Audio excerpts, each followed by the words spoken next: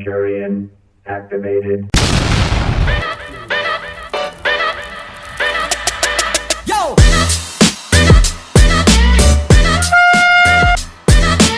Not good looking.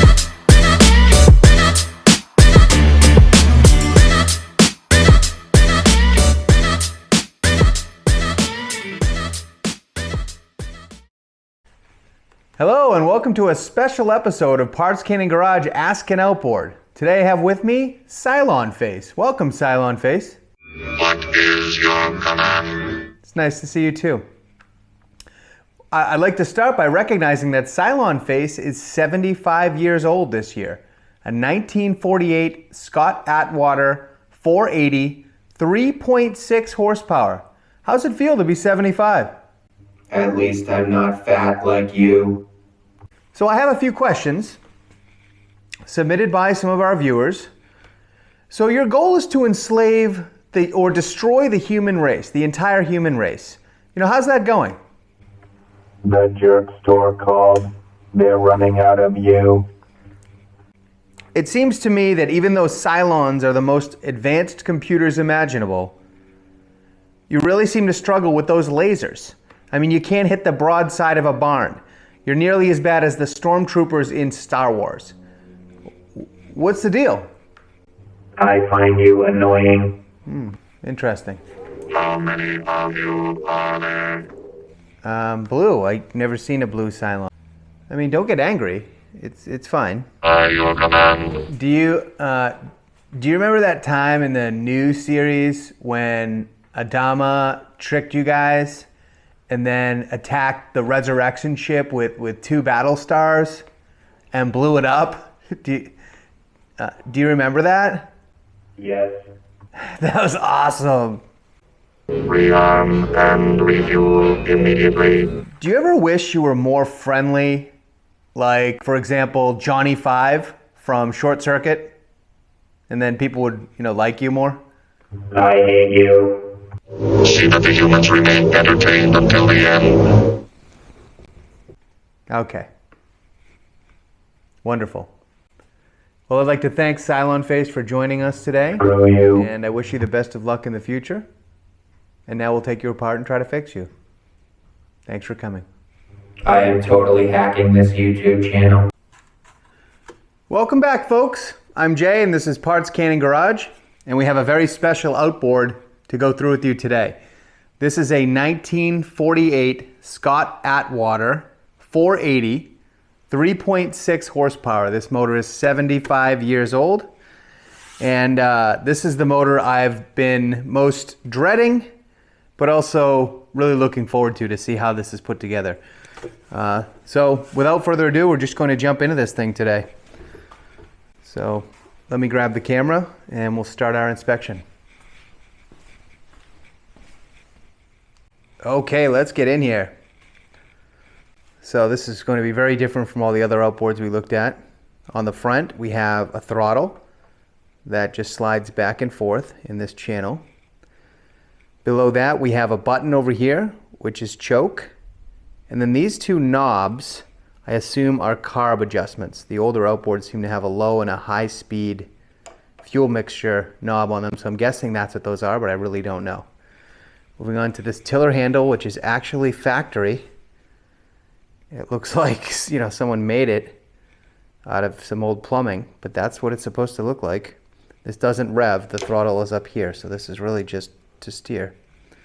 Up top you have the all the time exposed flywheel of death.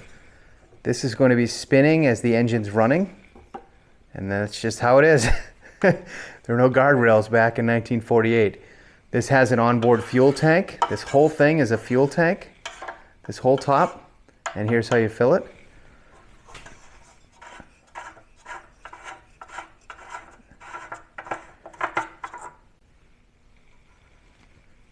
Not much to see in there right now. One interesting thing to point out is that apparently this was before the days of plastic being used for everything.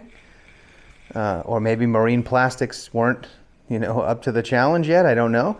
But this entire thing is metal. Everything is metal. It's pretty wild. So as we move around to the back, there's really nothing on the sides or the back here. A couple little thumb screws to take the cover off, but it's pretty straightforward. Moving down to the lower unit, just a old school looking prop. This is an exhaust port here. There's a water intake right here. Here's the tag. I tried to clean up and take a picture of so you can see it. But again, nothing really on the sides or the back at all. And really not much up front either. That's it. Now, one thing you didn't hear me say is, here's the shift lever. Because this is a direct drive outboard, meaning when this is running, this propeller is spinning and moving you forward. That's it. If you want to go in neutral and float around and talk to your friend, not going to happen. You have to turn off this motor. You want to back up and slow your approach to a dock, not going to happen. I don't even think this one, no. The Honda and a couple of the other ones, you can actually spin the entire motor around, so you can pretend to have reverse by just turning the whole engine backwards, but this one doesn't do that. What you see is what you get with Cylonface. So let's take the cover off and take a look. All right, to take this cover off, you first need to take off this back panel right here. Like I said, there's 2 thumb screws, one on either side. There's my ice cube tray.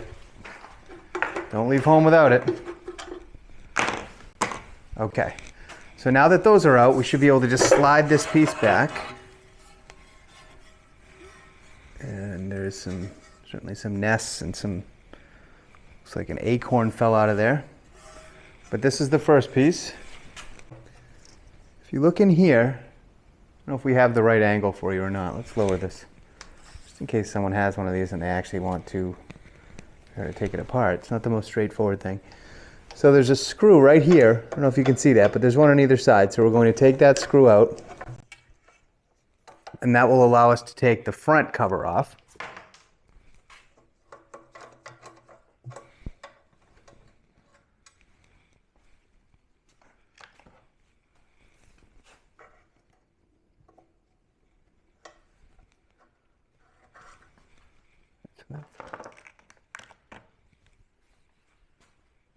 Okay, so now we should be able to just pull this front cover right off.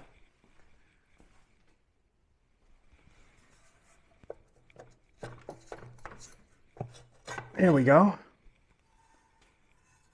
That's the front cover.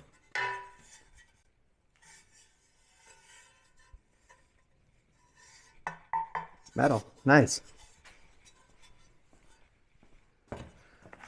Now, full transparency, this one is going to be tough to get running, to find parts, to do anything, but I think it would clean up really nicely. I don't know if you maybe could polish that stuff, I'm not sure, but it's all metal, so.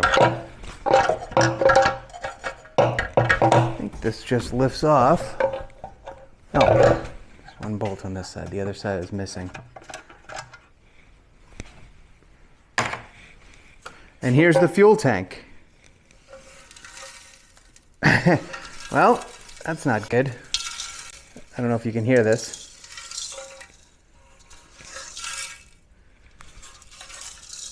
Usually you don't want your fuel tank to sound like it has sand in it.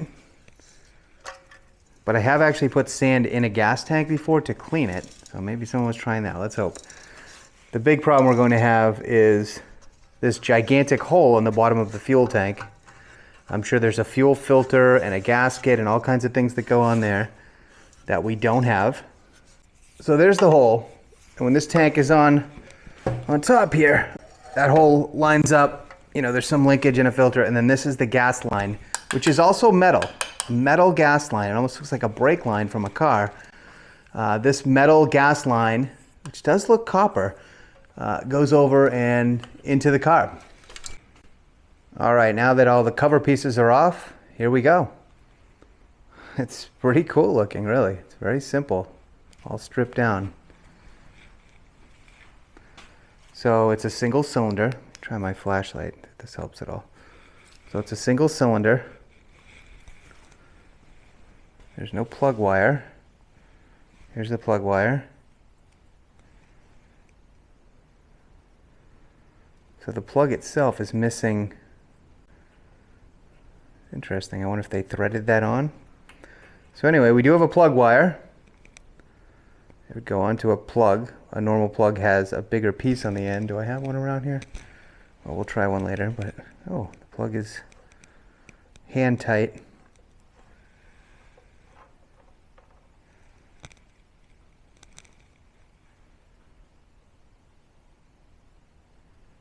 Just kind of powdery and smells like Boston baked beans and turpentine mixed together. All right, let's turn this head by hand and see. Okay, continuing our way around. So the cylinder moves freely. We can check that for compression. I guess we can check for spark. So I should have mentioned at the beginning, the way that you start these is that you take a piece of rope, you tie a knot on the end of it, you get the knot stuck in there, wrap it around a few times, and then pull it. That's it. Pretty simple.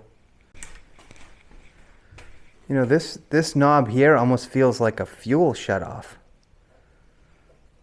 It feels like a valve rather than anything else, and that is the fuel line feed goes right into this.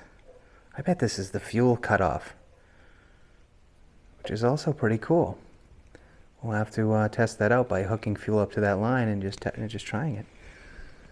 So that's the throttle, and you can see basically it's advancing the timing, and then there's a little plate in here, and you'll see the plate touch this lever right here, and this is how the this is the carb. This is the throttle. So as you're advancing this, it scrapes along a plate, and then that throttle slides forward.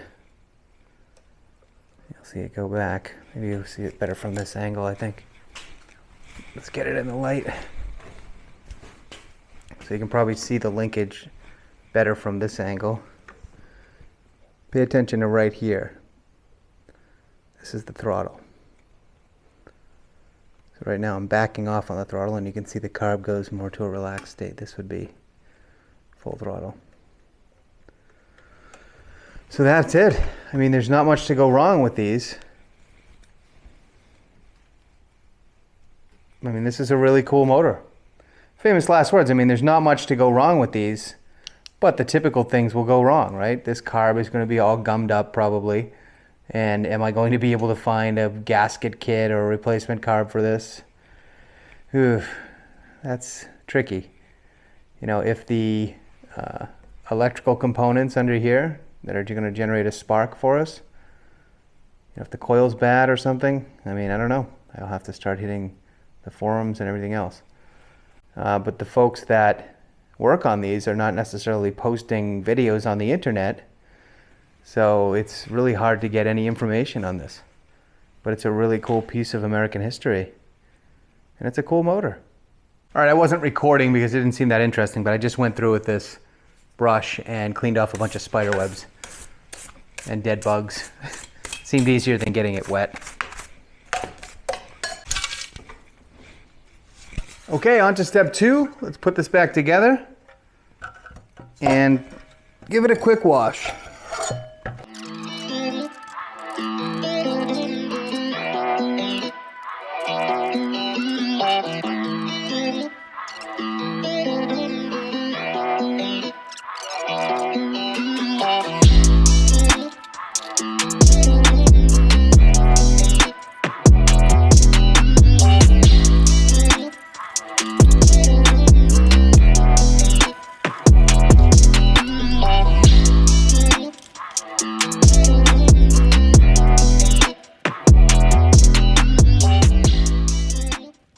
All right, well, on to step 3. Let's check for some spark.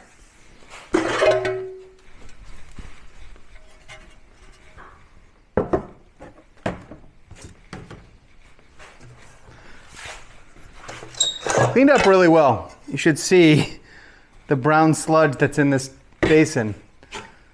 I mean, it definitely looks a lot better. Does it look great? No, but it looks cool.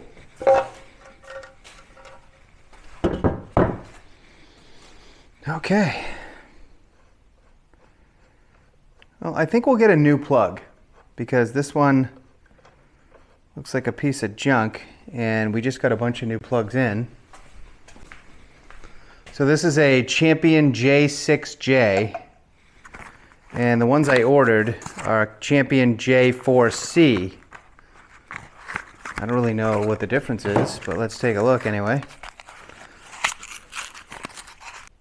I mean, they look exactly the same to me.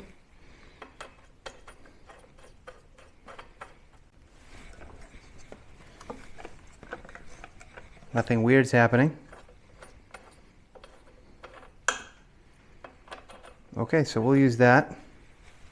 What we have here is I took an old umbrella handle from a broken umbrella. I drilled a hole in it and just put a knot at either end of this rope. And that's pretty much all you need to start these. You have to have one pretty much. So just put the knot in this little slot here and you wrap the rope around as many times as you can. And then you have your pull handle and guess what? That's it. And the hard part, I've started motors like this before because it had, because of a broken pull starter, not because that was the only way to do it. And what I remember was this knot often whips you right in the face. So you have to kind of pull at a downward angle. And it's going to be hard, because of this stand. Usually the motor's a little bit below you. So anyway, enough talking. Let's check this for spark. I wonder what happens if I take that screw out. Let's take a look. I wonder if there's a nut under here somewhere that we could use. Because pulling this with a rope is going to be pretty tricky to see if there's a spark. Yeah, there are 3 flathead screws in here. There we go. Hey, look at that. A nut.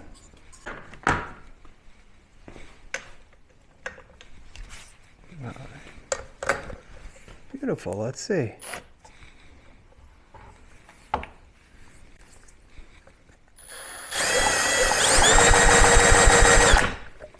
Okay, let's see if there's any spark. I highly doubt it, but we'll see.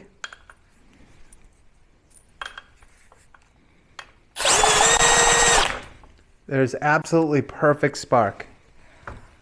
I mean, stronger than most of the outboards. Let me grab the camera because you won't believe me. Okay, there's the plug in the center of your screen. 75-year-old motor. Hasn't run in 50 years, been sitting in a barn supposedly. Let's see. Cylonface. Wow. Let's get this plug out of here. Where is my compression tester? There it is. Okay, let's see what happens with this. I don't know what the compression's supposed to be on a 1948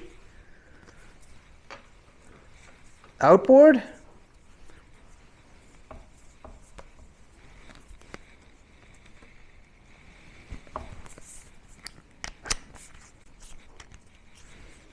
We can get a better view of this today. I don't know. All right, it's all set.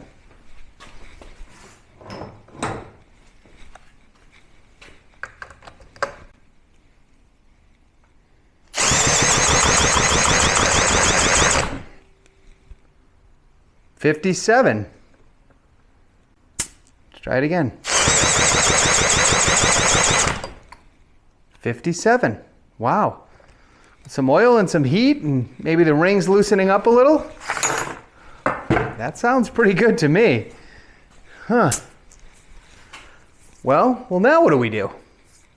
All right, so we have really good spark. We have pretty good compression. I mean, maybe that's great compression for something this old. I have no idea.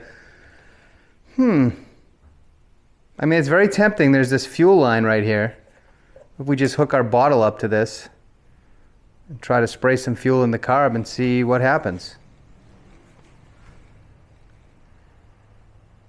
Yeah, let's do it. In fact, let's just spray some fuel directly in the carb and cut out that tube for now.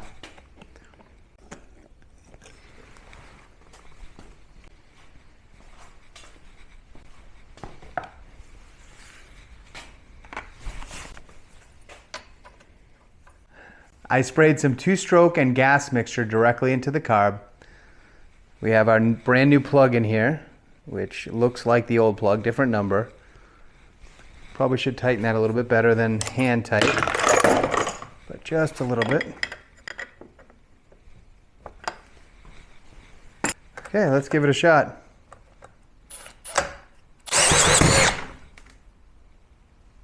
That definitely just fired.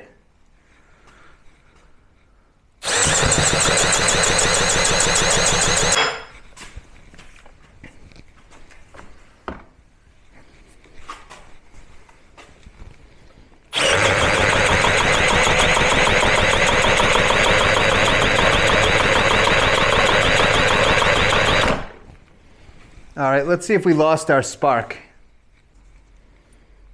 Checking for spark again, just to make sure we still got it. You never know, something could have fallen apart. Uh-oh.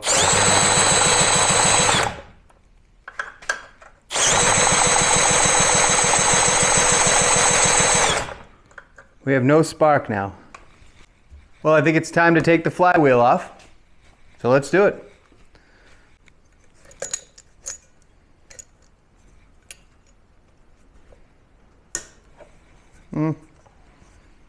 Maybe.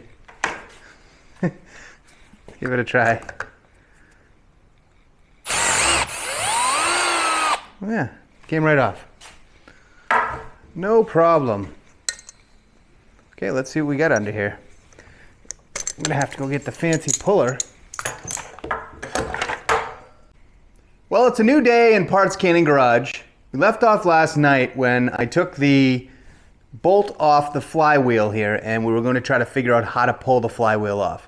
So I looked closer at it. I'm not going to be able to use the hydraulic puller because there's a skirt all the way around and I don't know what it is, so I don't want to rip that off. So we're going to use a more traditional puller. I'm going to bring the camera in a little closer because if you've never seen one of these, they're pretty cool. Okay, so the way this works, there's a little top. It looks like a top. There's different types of attachments depending on what you're pushing down on. But this connects to, just call it the push rod for now.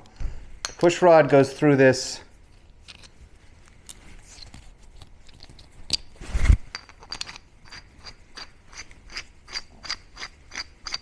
so you thread this push rod onto the bird foot. These probably have real names. You take the top and stick it on the bottom of the bird foot, and now that, you know, when I screw this, it's going to lift this bird foot up. And then you'll take a bolt and put one in each of the factory holes. Be careful to make sure you have a washer on the top.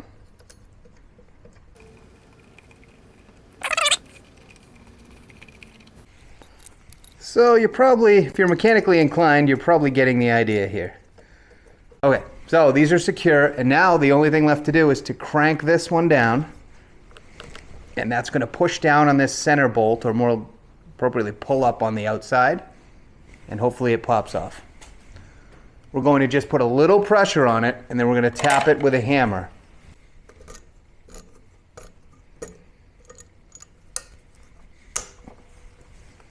Okay, let's try again.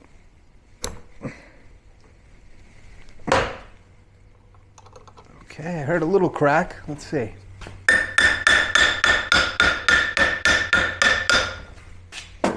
Something's popping. I don't know if you can hear it.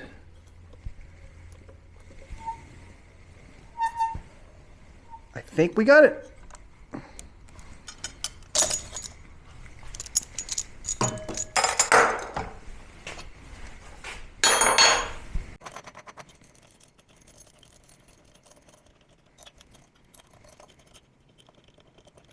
All right, thank you, Birdfoot. You've done your job well. And And that's that. Let's see what we got. The unveiling. 50 years. Ooh. All right. The coil has a, oh no, that's rubber.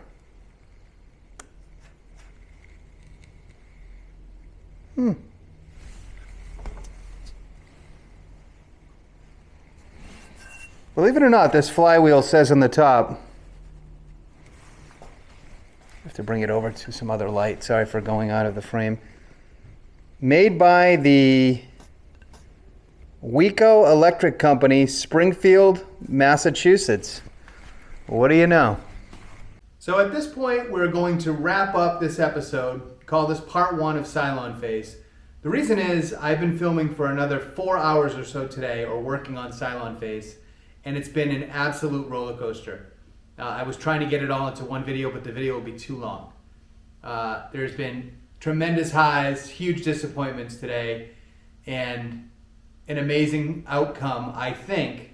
We'll see. So I promise this isn't clickbait. Episode 2 of Cylonface, you cannot miss. The sneak preview is right in front of me. Why is the flywheel back on? Why is the rope puller back on? Why is there blue painter's tape wrapped all around the engine? Well, I can assure you, you don't want to miss this. So anyway, thanks for watching. Stay tuned for round 2 of Cylonface.